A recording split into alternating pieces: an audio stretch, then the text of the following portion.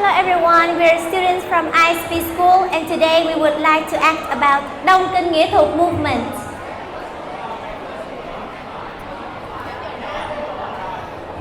Years ago, France almost completed the process of colonizing our country, quitting our nation's country-loving uprisings, starting a campaign of colonial exploitation, and forming a private economy product. Along with economic development, capitalist ideas were also introduced and developed within Vietnam. Confucian scholars with progressive ideas were aware of the weakness of a nation, realized that Confucianism was no longer suitable for society at that time. They witnessed the restoration of Japan, defeating a Russian empire, and decided to change ideology and learning methods in the country for the purpose of self-reliance and hope for renewal. Typical patriots such as Mr. Lương Văn Can, Mr. Phan Bội Châu, and Mr. Phan Châu Trinh clearly understood the effect of national education in realizing national prosperity and strength.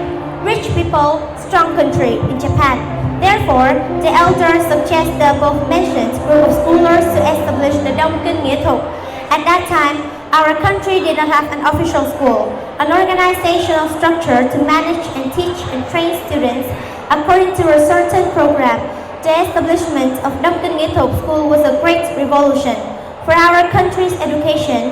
When many progressive ideas were opened, everyone could go to school regardless of gender, old or young, no tuition fees, no longer focusing on achievements. Science was introduced into teaching. Phan Châu Trinh said, "Currently, I feel that we should not organize riots because violence leads to death. We should be self-reliant and civilized through democratic reform and improving people's knowledge and civil rights. Only then we can have true independence." The thinkers look at each other and discuss this idea.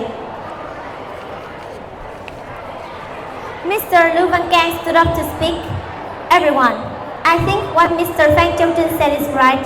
We are all here to find a common way to save the country and save the people. We have all been to Japan and understood their way to save the country and save the people. Understood the importance of national education. In Japan, there are only 43 districts with more than 20,000 primary schools. Our country has more than 30 provinces and more than 500 districts, but no one has heard of opening a school. Isn't that so infuriating?" he cites. "Until now, we only had one school, the Temple of Literature, but it taught mainly Confucianism and Chinese, while those ideas were outdated and could no longer be applied. So now, we need a school that can teach new reforms, teach things that can be applied in practice and must be practiced." Phan Châu Trinh said, "So, I have this idea, let's open Duy Tân School to educate people, improve people's qualifications, name it Đông Kinh Nghĩa Thục." Lương Văn Can stood up again. "You said it well, when the people are highly educated, they will realize the responsibility before the nation and know how to find the right way to throw up a chance of slavery. As for the name Đông Kinh Nghĩa Thục, I think this is a very good name. Đông Kinh is the name of the ancient pillbox of Thăng Long. Nghĩa Thục means a school specializing in teaching righteous deeds as well as spiritual. The idea of educational reform is to guide children and grandchildren to remember history." After the meeting, in March 1907, Đông Kinh Nghĩa Thục Private School was officially born, where students would learn the subjects of national language, Chinese characters, social knowledge, and history, geography, and with a separate mouthpiece and Đại newspapers. With such an organizational form, Đông Kinh Nghĩa Thục is truly an advanced school in our country's history, and China at that time also did not have one. And Mr. Lương Văn Can became the first principal of the school. He even donated his own house to the school, with a strong hope of intelligent reform of the people at that time. Although it was operation for a short time, the educational revolution conducted by Đông Kinh Nghĩa Thục wrote a shining page in the history of our country's education. So why did we choose to talk about Đông Kinh Nghĩa Thục movement?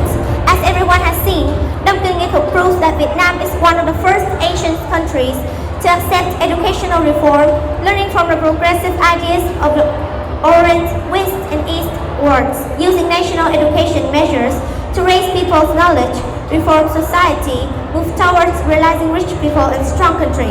And that is completely in accordance with the educational spirit of my school, which is liberal education.